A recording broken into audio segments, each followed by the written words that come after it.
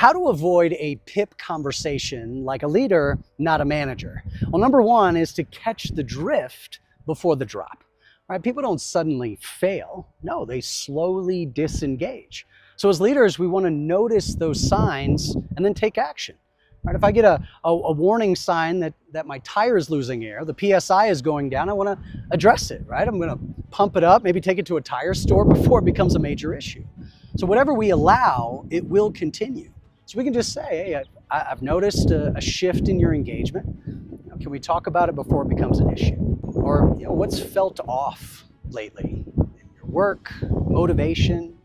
Just make that connection. Number two is to focus on coaching, not cornering, right? You're not building a case here. No, you're building up a person. Yes, you want to address the concerns directly, but you also want to leave room for them to grow and to rise. Brene Brown has one of my favorite quotes here. She says, look, when you treat people like they're broken, they'll act that way. But when you treat them like they're capable, they're going to rise. So do what Microsoft does, right? You have these growth conversations where you're addressing their performance, behavior, whatever the issue is early enough. You're framing it in a way where it's growth and it's development. It's not discipline. Here's where I think that you're capable of more, and I'm here to help you get there. Or if you could improve one thing in the next 30 days, what would make the biggest impact? And then how can we get you there?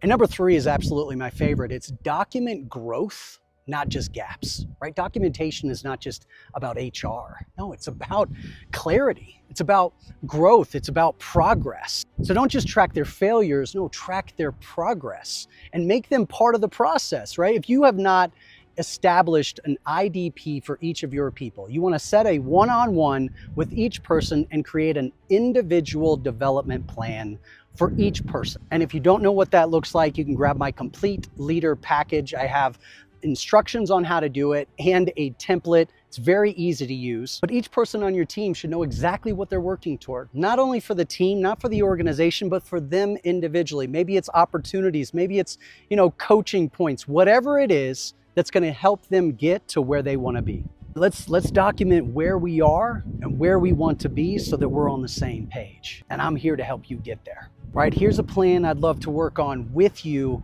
not for you. And then you build it together. A manager waits until it's too late and then they write you up. But a leader speaks up early, right? So that they can lift you up before you fall, right? One is managing outcomes where the other one is building ownership. And look, leadership is not a title, right? It's a fire. And we have the opportunity to ignite it, not only in ourselves, but in others. Now, if you like these little